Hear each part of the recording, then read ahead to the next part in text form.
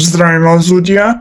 Práve teraz sa nachádzam v Chorvátsku pri mori a toto je strašidelný príbeh. Ideme na to. Bú. My parents used to fight all the time. I was in high school back then. One day, I couldn't take it anymore and stormed out of the house. There was a small beach near our area. I often used to go for a walk there at night.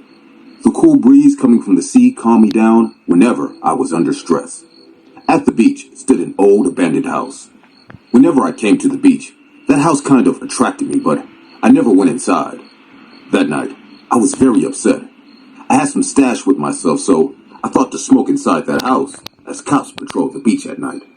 It was a 2-storied wooden house. Saplings were growing on it. Though the door was locked, I found a broken window to get in. The window led to a small bedroom on the ground floor. There was a worn-out bed, a broken chair, and lots of dust and garbage lying on the floor. From that room stood a long corridor leading to a hall and stairs to the first-floor rooms. I have been on many camping trips and solo trips, so being alone in that old abandoned house didn't bother me at first. I grabbed a box lying in the corner of the room and sat on it by placing it near the window from where I entered the house. The wind was playing with my hair, and my troubled mind started to cool off eventually, when I heard someone's whispering voice.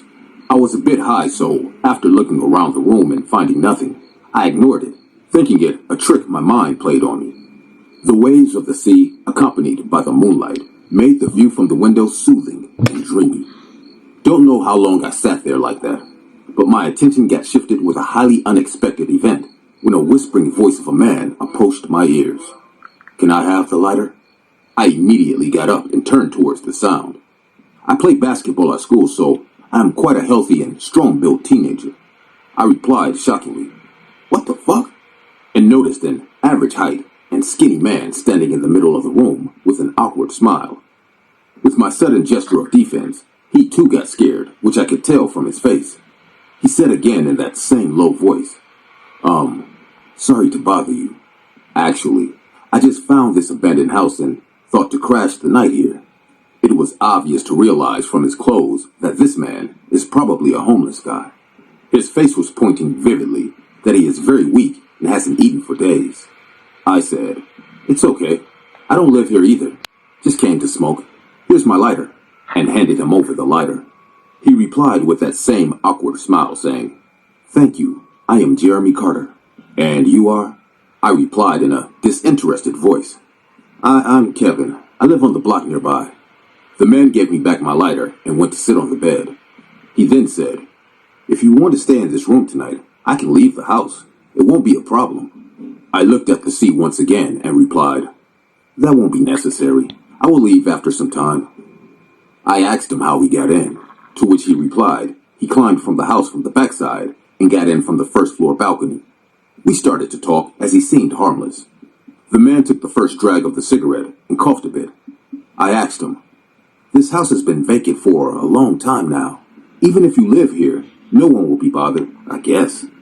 The man laughed in a low but squeaky voice and said, "Seems like you don't know about the history of this house." A sense of curiosity appeared on my face. I asked, "What history?" The man exhaled clouds of smoke and said, "This house once belonged to an elderly married couple. The couple had no children of their own. People say this sense of emptiness created problems between them. The wife used to fight all the time. She became so bitter that the husband often spent the night outside the house. It was raining really heavily.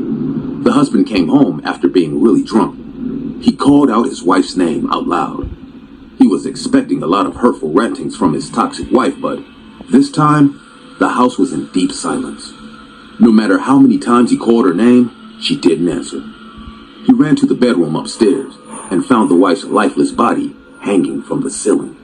Even though his wife made his life miserable, he still loved her. People say the husband also committed suicide in that same room." I smirked and said, "Well, every house possesses a history. It's awful to hear, but that happened a long time back. Why is that a problem now?" The man coughed in a low voice again and said, "People say the wife's spirit still haunts this